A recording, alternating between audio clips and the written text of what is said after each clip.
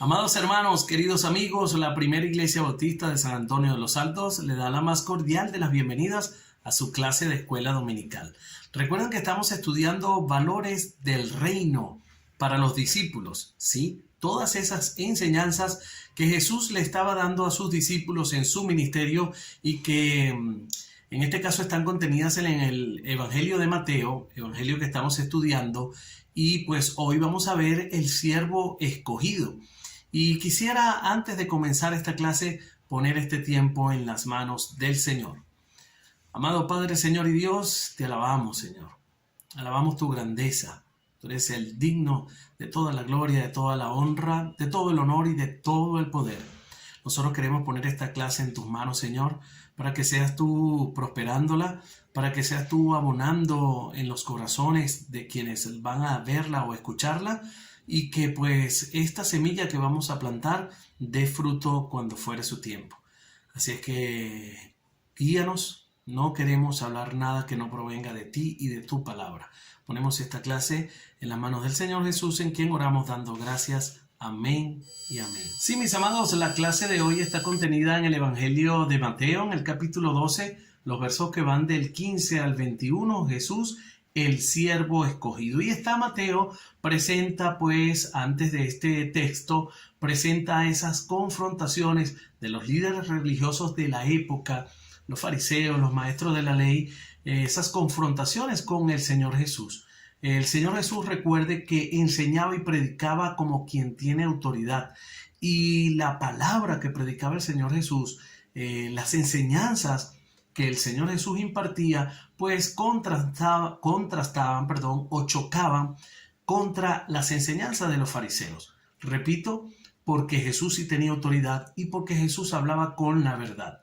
Enseñanzas pues que perturbaban los corazones de ellos.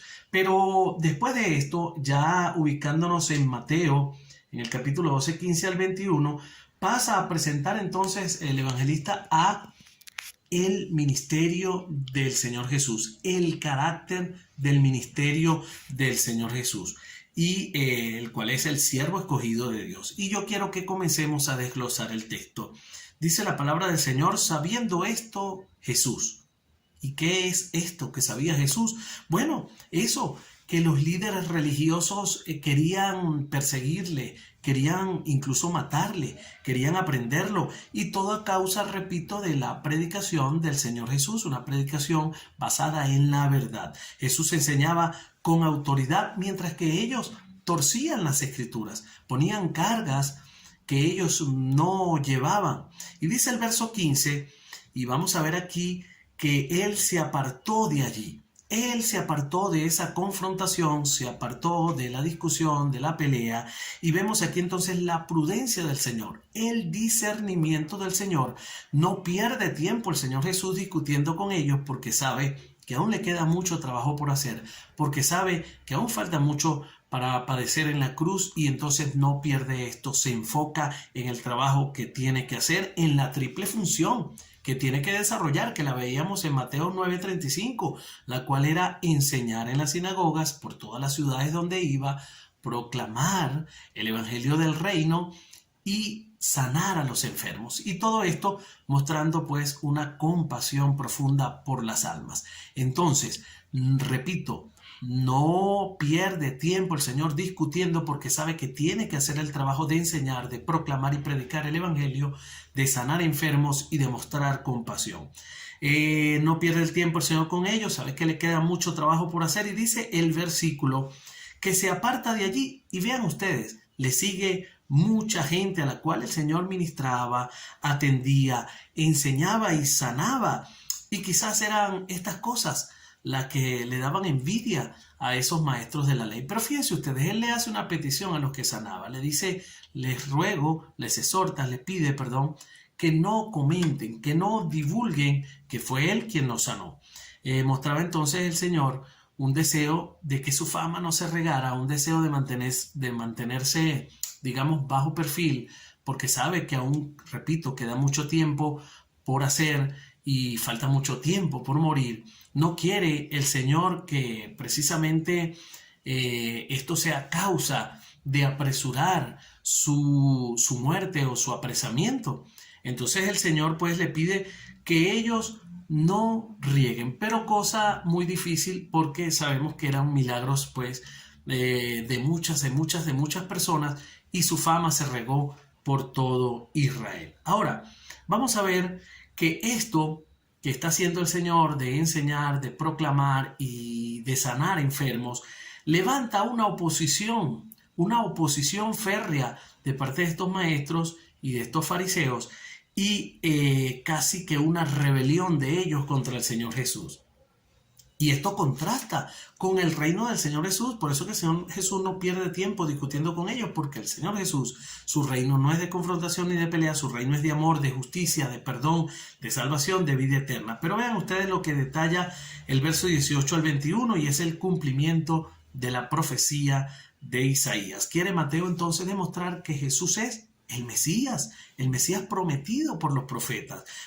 Cita Mateo aquí a Isaías 42 del 1 al 4, que no es otra cosa que la voz misma de Dios hablando de su Hijo, diciendo el ministerio, las características del ministerio del Señor Jesús. Dice, este es mi siervo. Sí, ciertamente, Jesús es ese siervo perfecto. Él dijo de sí que Él venía para servir y no para ser servido. Jesús es ese siervo que no sirve por compromiso, que no sirve por buscar vanagloria, que no sirve como una falsa humildad, sino que sirve por voluntad propia, sino que sirve por obedecer al Padre, sino que sirve para agradar al Padre.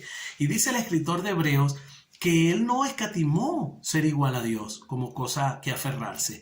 Más bien Él se humilló, Él se hizo hombre, tomó forma de siervo y vino a esta tierra a servir.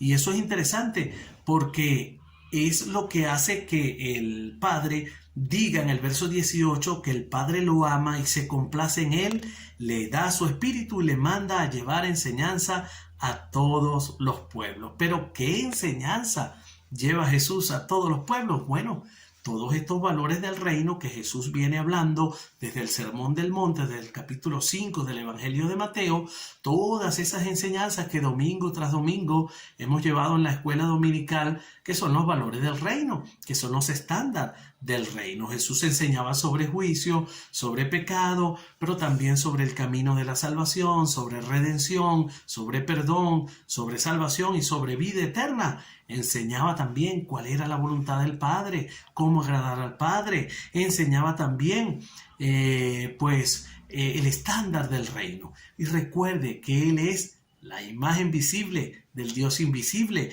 y en Él todos los pueblos tienen esperanza. Jesús es el Mesías, pero es la esperanza para los judíos, sí, pero también para los gentiles, porque Isaías profetiza eso en este texto. Así es que el Señor es, el que era y el que será. Es Jesucristo, pues en Él se cumplen todas las esperanzas para todo el que deposite su confianza en Él. Pero en fin, ya sabemos que a los suyos vino y los suyos definitivamente no le recibieron. Ahora lo más interesante, mis amados hermanos, ¿cómo vivir este texto de Mateo 12, capítulo 15 al 21? Bueno, fíjense, pudiera ser imitando a Jesús. Tú y yo sabemos que debemos andar como Él anduvo. Y lo primero que leemos entonces en este texto es que Jesús tuvo el discernimiento suficiente para no contender, para no pelear, para no perder el tiempo en ello. Tú y yo, amado, al igual que el Señor Jesús, tenemos mucho que hacer. Tenemos que ir y predicar el Evangelio a toda criatura. Tenemos que ir y hacer discípulos a todas las personas. Entonces tenemos mucho trabajo que hacer para contender, para pelear, para ponernos a discutir en cosas tontas que lo que hacen es desenfocarnos. Entonces aquí viene lo segundo que debemos hacer, enfocarnos en el trabajo que tenemos que hacer para la obra y para el reino del Señor Jesús, así como el Señor tenía claro que hacer la voluntad del Padre. Obedecer al Padre, hacer la voluntad, cumplir la voluntad del Padre.